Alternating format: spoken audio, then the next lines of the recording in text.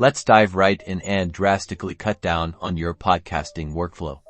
We're tackling the integration of the script, your scriptwriting partner.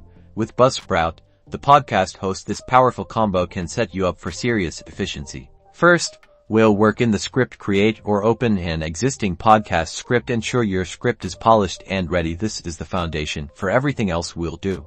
Next, think about your show notes and episode descriptions. This directly translates into your Buzzsprout listing. Consider this: each section of your script, intro, body, outro, can become a logical part of your notes. Now, jump into your Buzzsprout account. Navigate to the episode editing section. When you're uploading a new episode or updating an old one, you'll see where you need the title and, most importantly, the description text. The simplest method: direct copy and paste. Copy the content from the appropriate sections of your script within the script: intro, main body, outro, and paste them into the description field within Buzzsprout. Tailor your descriptions as needed. This initial approach, using direct copying, is quick to level up.